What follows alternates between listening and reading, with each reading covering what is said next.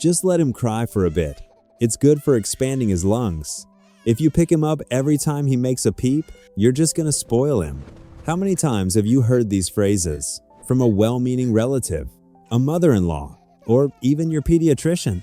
They say it so casually, as if ignoring your own child's cries is just a matter of having a little discipline. But while they say this calmly from the comfort of the living room, you are standing there, feeling your stomach churn, your chest tightens, your breasts ache and start leaking milk, your heart races, like you're in mortal danger. And every single second of that crying feels like it's physically tearing your skin apart. They say you're weak. They say you're too soft.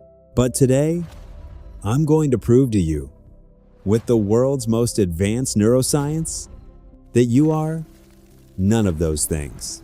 What you're feeling isn't weakness, it's biology. And I'm going to explain exactly why.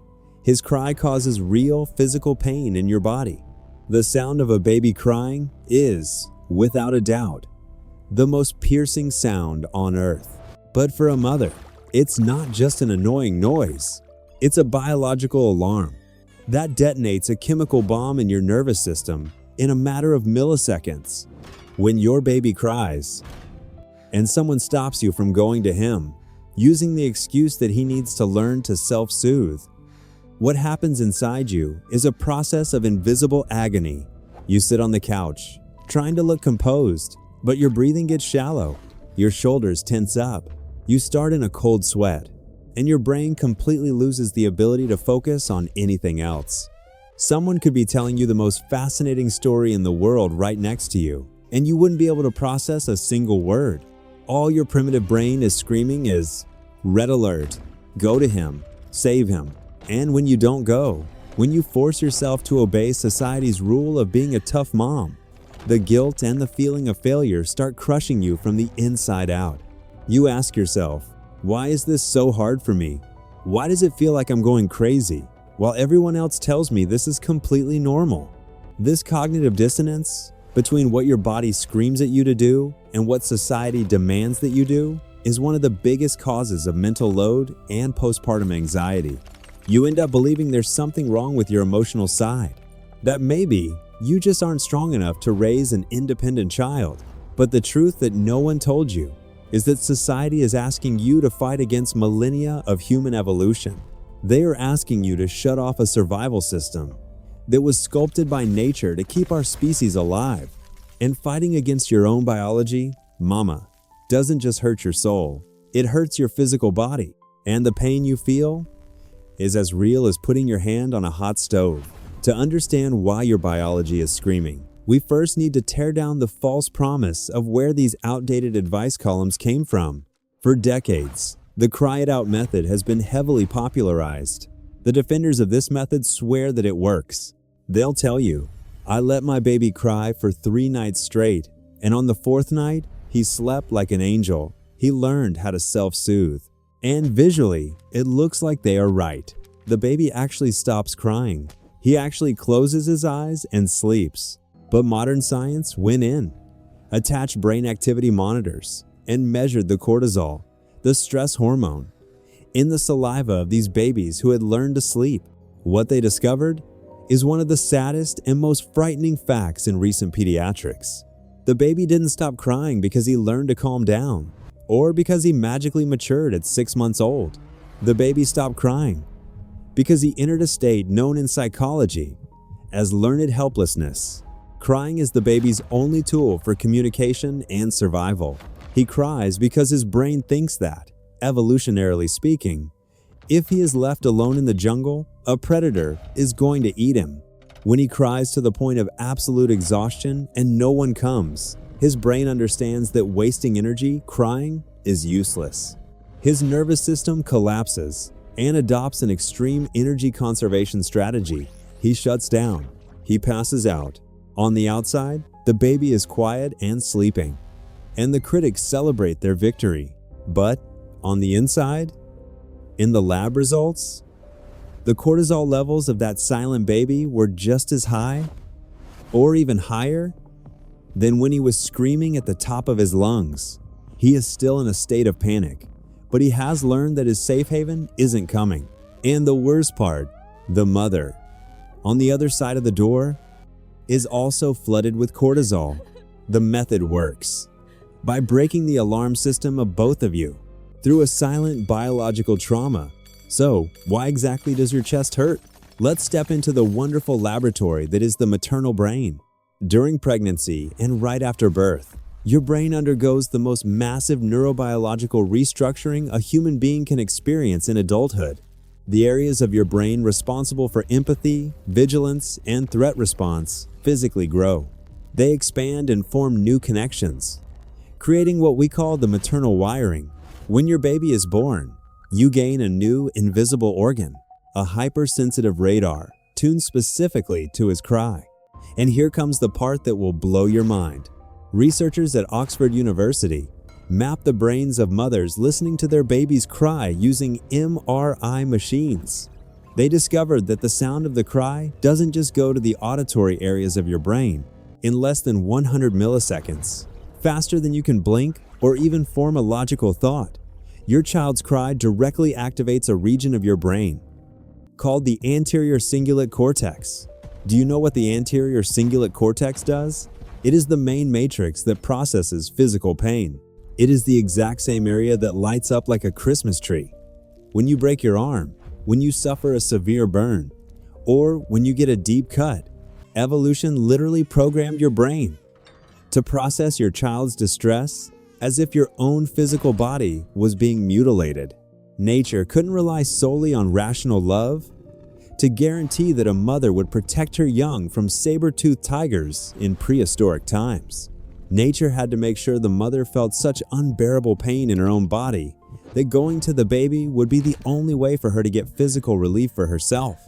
Therefore, when your mother-in-law says you can't even hear him cry without running to pick him up and rolls her eyes thinking you're weak, she is completely ignoring anatomical reality.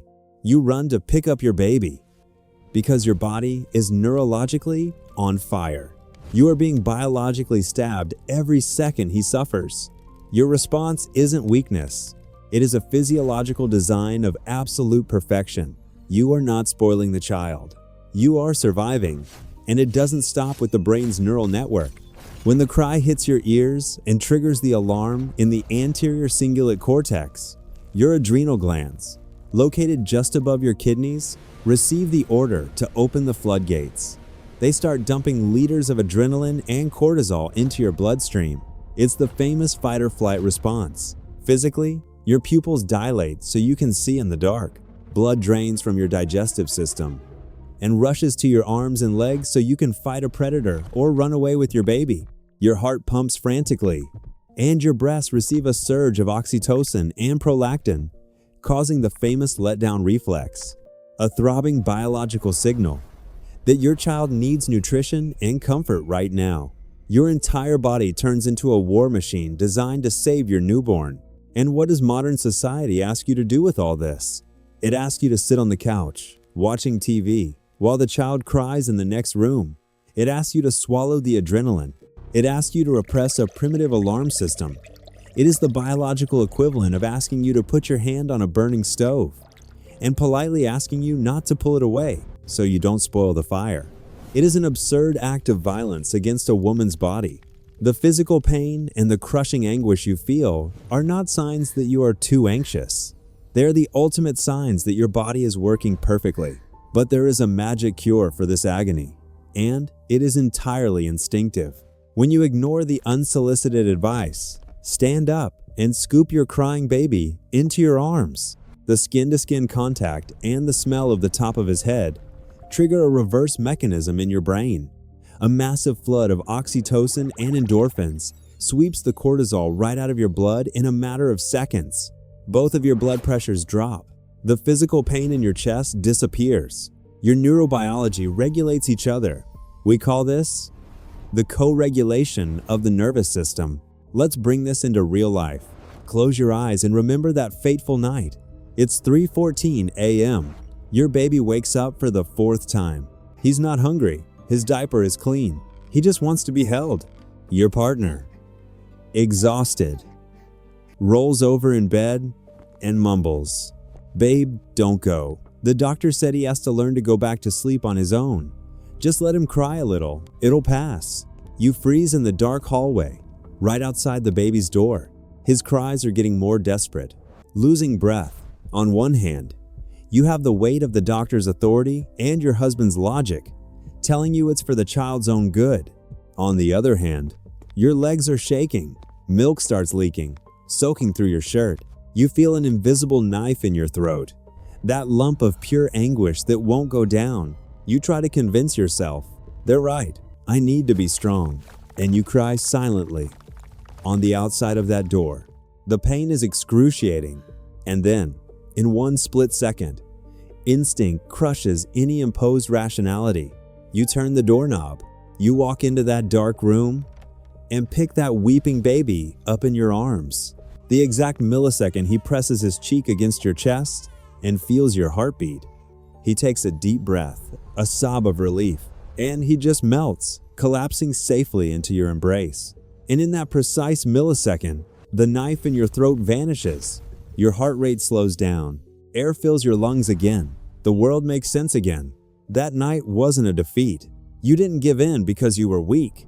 On that late night, you ignored archaic advice and trusted the most advanced empathy machine in the universe, your maternal biology, and you both came out of it unharmed. Mama, I want you to pay close attention to what I'm about to say now, and I want you to carve this into the deepest part of your soul, so it acts as an unbreakable shield. Every time your body aches with your child's cry, and you give in to the impulse to comfort him, you are not ruining the child. You are not creating a dependent adult. You are not a soft mother. You are a masterpiece of evolution, ensuring the sanity and emotional survival of another human being. The pain you feel is the living, biological, and undeniable proof that the bond between you two is absolutely perfect. Stop apologizing for feeling too much. Stop fighting your own brain just to please people who base their advice on fear and control. Your instinct is not a fad. It is backed by the most rigorous neurological literature of our time. The next time someone tells you that you should let your child cry, just smile, know your truth, and answer quietly to yourself, my anterior cingulate cortex won't allow it. Use science as your bulletproof vest. You have full clearance from biology to mother with your soul and with your guts. And there is a poetic, almost divine beauty hidden in this physiological process. By refusing to let your baby cry in the dark without comfort, by answering that painful call from your own body, you are doing so much more than just calming a newborn. You are teaching his nervous system that the world is a safe place, that he is worthy of being heard. But, most importantly, you are healing your own history by giving your child the immediate comfort that society says you shouldn't give.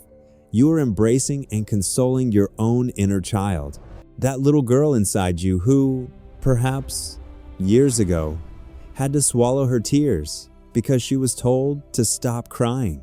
As you heal his distress, the oxytocin heals the old wounds of your own heart. You are breaking the cycle of transgenerational trauma. The pain became the cure. Being a mother is carrying the weight of the world and still holding your baby with both arms. And there is absolutely nothing wrong with admitting that you are mortally exhausted while doing it all. We see your effort, we see your pain, and biology supports your devotion. Don't subscribe to this channel just to be another number.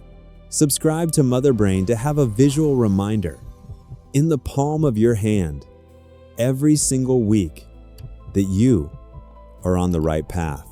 Subscribe to remind yourself that your emotions matter, and to remember, even on the hardest nights, that you are undeniably a good mother. See you next time.